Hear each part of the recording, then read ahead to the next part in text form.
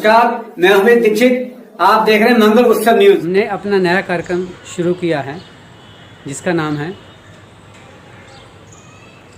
ज्योतिष पर आधारित मनुष्य के जीवन से समस्त संकटों के निवारण के लिए कार्यक्रम। ओम श्री गुरवे नमः। नमस्कार, मैं आचार्य मनोज पांडे आपको 13 सितंबर 2021 सोमवार से 19 सितंबर 2021 रविवार तक का सप्ताह का आपको पंचांग बताऊंगा और इसमें मुख्य त्योहारों के बारे में बताऊंगा और आपको ज्योतिष से संबंधित कुछ विशेष उपाय बताऊंगा जिसे आप करके ध्यानपूर्वक सुनेंगे और उसको करके आप लाभ उठा सकते हैं। सर्वप्रथम आप एक बात नोट कर लीजिए, मेरा व्हाट्सएप नंबर है 9818805521। इस व्हाट्सएप पर आप मुझे संपर्क कर सकते हैं। अपना जन्मतिथि, जन्म समय और जन्म स्थान और नाम सहित भेज करके आप एक प्रश्न का उत्तर प्राप्त कर सकते हैं। आपको इस सप्ताह के पंचांग के विषय में बताऊंगा। इससे पहले कि अगर आपने इस चैनल को सब्सक्राइब नहीं किया है तो सब्सक्राइब कर लें और बेल आइकन अवश्य दबाएं ताकि यह वीडियो आगे भी आपको हमेशा प्राप्त होता रहे। आपको अच्छी अच्छी बातें बताऊंगा ज्योतिष के संदर्भ में और पंचांग के संदर्भ में। सबसे सर्वप्रथम पंचांग जान लीजिए। 13 तारीख सप्तमी तिथि। सप्तमी तिथि 13 तारीख को सप्तमी तिथि को भाद्रपद की शुक्ल पक्ष की सप्तमी तिथि है। इस दिन लक्ष्मी व्रत का 15 दिन का लक्ष्मी व्रत, जैसे हम नवरात्रे 9 दिन का रखते हैं, जैसे गणेश उत्सव 10 दिन का मनाया जा रहा है। इस समय गणेश उत्सव चालू हो चुका है और इसी तरह से लक्ष्मी व्रत होता है जिसे कोजागरी कहते हैं, कोजागरती कहते हैं। कोजागरती संस्कृत में कहते हैं, कोजागरी हिंदी में कहते हैं। कोजागरती का मतलब होता है कौन जाग रहा है। महालक्ष्मी यही देखने आती हैं। 15 दिनों के लिए महालक्ष्मी का विशेष पूजन और कलश स्थापन करके किया जाता है। गजलक्ष्मी की पूजा की जाती है। हाथी मिट्टी का बना करके हाथी जो है, हाथी की पूजा होती है, विशेष रूप से पूजा होती है लक्ष्मी जी की। और इसमें लक्ष्मी जी की पूजा में आप यह ध्यान रखें, ये 15 दिन की पूजा है जो आपको 13 तारीख से लेकर 13 सितंबर 2021 से लेकर 28 सितंबर 2021 तक चलेगी। इसमें महालक्ष्मी की पूजा करना अनिवार्य है और रात में विशेष पूजन होता है और महालक्ष्मी यही देखने आती हैं कि मेरे लिए कौन जाग रहा है। और इस पूजन के और व्रत के करने से सुख, सौभाग्य और धन संपत्ति की प्राप्ति होती है। उसके बाद आता है मंगलवार 14 तारीख को राधाष्टमी है, राधा जी का जन्मदिन। आप जानते होंगे राधा कृष्ण का बहुत ही भजन कीर्तन होता है। राधा कृष्ण के बारे में बहुत ही कथाएं, भागवत कथा पूरी है। तो इस विषय में ज़्यादा ना कह करके मैं इतना ही बताऊंगा कि राधा कुंड में इस दिन स्नान किया जाता है। इस दिन विशेष रूप से राधा कुंड में पति पत्नी अगर स्नान करते हैं तो संतान की प्राप्ति होती है, सुख सौभाग्य की प्राप्ति होती है। और वहीं पर जो स्नान करते हैं उस वस्त्र को वहीं छोड़कर आना होता है और मथुरा के अंदर यह राधा कुंड है और राधा कुंड में स्नान किया जाता है। यह विशेष बात है। इसके बाद मैं आपको और बताता हूँ कि एक आता है वामन द्वादशी। यह चूँकि द्वादशी और त्रयोदशी तिथि एक ही दिन पड़ी हुई है तो द्वादशी की उदया तिथि जो है शनिवार 18 तारीख की है। तो उस दिन वामन द्वादशी यानी कि वामन भगवान जिन्होंने 3 पग में ही भूमि नाप दी थी और बाली का सारा कुछ ले लिया था, वही वामन भगवान का जन्मदिन मनाया जाएगा। वही वामन भगवान का जन्मदिन है, विष्णु के अवतार हैं, उनकी विशेष रूप से आप पूजा कर सकते हैं वामन भगवान की। तो यह शनिवार को है और 18 तारीख को है। 19 तारीख को चतुर्दशी है, अनंत चतुर्दशी। अनंत चतुर्दशी एक बहुत ही अच्छा त्यौहार है। जैन लोग इसे बहुत मनाते हैं और हिंदू लोग भी इसे मनाते हैं। और इस दिन जो गणेश उत्सव 10 दिन का चल रहा है, उस गणेश उत्सव में गणेश जी की मूर्ति का विसर्जन होता है। जैसे नवदुर्गा में दुर्गा की मूर्ति का विसर्जन होता है, इसमें गणेश उत्सव में गणेश जी की मूर्ति का विसर्जन होता है। हालांकि बहुत से लोग पहले भी विसर्जन कर लेते हैं, 5 दिन 7 दिन का रख करके, 3 दिन का रख के भी गणेश जी का विसर्जन कर दिया जाता है। ऐसा होता रहता है और लोग करते रहते हैं। जैसी भी आपको सुविधा हो आप ऐसा कर सकते हैं।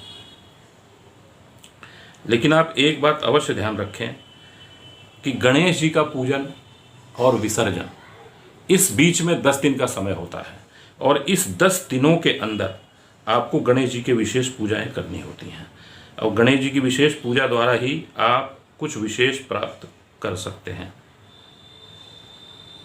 इसके लिए आपको गणेश जी के ऊपर 3 दूर्वा वाली, 5 पत्ते वाली दूर्वा, 9 पत्ते वाली दूर्वा, 11 पत्ते वाली दूर्वा चढ़ानी चाहिए और 11 दूर्वा चढ़ानी चाहिए या 108 दूर्वा की माला चढ़ा सकते हैं, सहस्त्र दूर्वा की माला चढ़ा सकते हैं, गणेश जी के अथर्वशीर्ष का पाठ कर सकते हैं, गणेश स्तोत्र का पाठ कर सकते हैं और गणेश जी की विशेष रूप से पूजा कर सकते हैं और गणेश जी को दूर्वा की माला ही पहना सकते हैं जिसमें सहस्त्रों, अनेक, हजार से भी बहुत अधिक दूर्वा लगे। गणेश का सहस्त्रार्चन भी कर सकते हैं दूर्वा से। तो इस तरह से आप गणेश जी का विशेष रूप से पूजन करें और गणेश जी हर विघ्न को हरने वाले होते हैं। उसके बाद उसी दिन जो अनंत चौदस है, उस अनंत चौदस के बारे में आपको बताता हूँ कि पौराणिक मान्यता है। इस दिन भगवान विष्णु ने सृष्टि का निर्माण किया जिसमें 14 भुवन बनाए।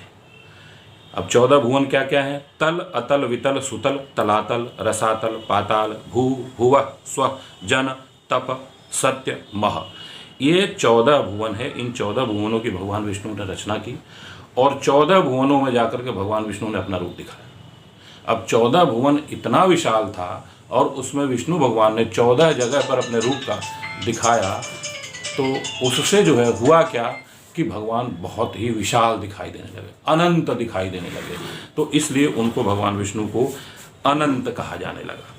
इस दिन अनंत सूत्र भगवान विष्णु की मूर्ति में, भगवान विष्णु के हाथ में आप अनंत सूत्र बांधें और अनंत सूत्र में 14 गांठें होती हैं क्योंकि 14 को मनाया जाता है, इसीलिए भाद्रपद शुक्ल पक्ष की 14 को मनाया जाता है। तो अनंत 14 है, 14 गांठें ही होती हैं। यह सूती कपड़े का होता है, कपास का बना हुआ होता है या रेशम का बना हुआ होता है या बाजार में भी उपलब्ध होता है और आप इसकी पूजा कर सकते हैं और आप इसकी पूजा करके अपने बाजू में भी बांध सकते हैं। और यह व्रत स्त्री पुरुष बाल बच्चे सभी कर सकते हैं, जो भी हैं, छोटे बच्चे भी कर सकते हैं, बड़े भी कर सकते हैं, बूढ़े भी कर सकते हैं, सबके लिए ये व्रत ओपन है। और इस दिन विष्णु सहस्त्र नाम का पाठ किया जाता है। सुख, समृद्धि और संतान प्राप्ति के लिए महिलाएं यह व्रत रखती हैं और विशेष रूप से अनंत चतुर्दशी को अनंत व्रत में, इसमें जैन धर्म के लोगों का, अनुयायियों का पर्युषण पर्व, 10 लक्षण पर्व समाप्त होता है और इस दिन सभी लोग अनंत चौदस की पूजा करते हैं, अनंत चौदस का त्यौहार मनाते हैं। यह है अनंत चौदस। अब आपको कुछ विशेष उपाय बताता हूँ, आप क्या करें। हर व्रत और त्यौहार किसी न किसी विशेष पूजा पाठ या किसी चीज़ के लिए किया जाता है। अब अनंत चौदस में आप भगवान विष्णु की जब पूजा करें तो उसमें विष्णु भगवान का सहस्त्रार्चन करें, सहस्त्र नाम का पाठ करें, सहस्त्र नाम लेकर के और अर्चन करें, उनकी पूजा करें, उनको पुष्प चढ़ाएं। उसके अलावा आप विष्णु भगवान की विशेष रूप से भी पूजा कर सकते हैं, कलश स्थापन वगैरह करके, जैसे भी है, और विधि विधान से इसका पूजन किया जा सकता है।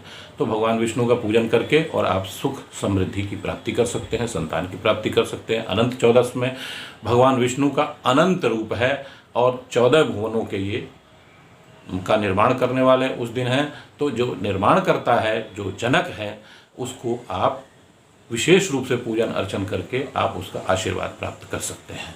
तो आपको मैंने बताया कोजागरी, कोजागरती लक्ष्मी व्रत 15 दिन का, जो 13 सितंबर से 28 सितंबर तक चलेगा। उसके बाद मैंने आपको बताया राधाष्टमी, इस दिन राधा कुंड में स्नान करने के लिए बताया। इसके बाद वामन द्वादशी, भगवान वामन की पूजा करने के लिए बताया। भगवान वामन ने बाली से सारा कुछ ले लिया था दान में ही, तो भगवान वामन कितने बड़े और विशाल होंगे इसका अंदाजा आप स्वयं लगाएं। तो भगवान वामन की पूजा करना भी इस दिन बहुत ही बड़ी बात होगी। अनंत चौदस व्रत इसके बाद 20 तारीख आती है सोमवार की। 20 तारीख से महालय आरंभ होगा। पूर्णिमा तिथि है, पूर्णिमा से महालय आरंभ होता है। महालय कहते हैं कनागत, कर्णागत, पितृपक्ष, इसके कई नाम हैं। तो श्राद्ध पक्ष, ऐसे कई नाम है इसके। आप जिस भाषा में समझते हैं, जैसे समझते हैं इसको समझिए, वैसे इसको महालय कहा जाता है संस्कृत में। और ये महालय लगभग 15 दिन 16 दिन का होता है, लेकिन 20 तारीख से 20 सितंबर से लेकर के यह 6 अक्टूबर तक चलेगा। तो इसलिए इसमें 16 दिन की बजाय 17 दिन हो गए हैं। अब की बार महालय बढ़ा हुआ है, यह ध्यान रखेंगे। और ऐसा कहा जाता है कि महालय नहीं बढ़ना चाहिए, नवरात्रे बढ़ने चाहिए। तो इसमें बहुत ही ज़्यादा सावधान रहने की ज़रूरत है। और आप देख रहे हैं कोरोना काल चल रहा है, कोरोना काल बहुत ही दुखद सबके लिए रहा है। तो इसमें सावधानियां ज़्यादा बरतनी चाहिए सभी को। और जैसा सरकार बताती है और जैसा भी आपके बारे में आपको डॉक्टर बताते हैं, जैसा भी आपको सुनने में आता है, जानने में आता है, जैसा भी आप कर सकते हैं, इसके बचने के उपाय आप करें। और मैं आपको इतना ही कहूँगा कि अपने लिए सब कुछ करें, पूजा पाठ करें, भगवान का ध्यान करें, इससे कल्याण होता है। और आप स्वस्थ रहें और सही रहें, यही मेरी कामना है। नमस्कार।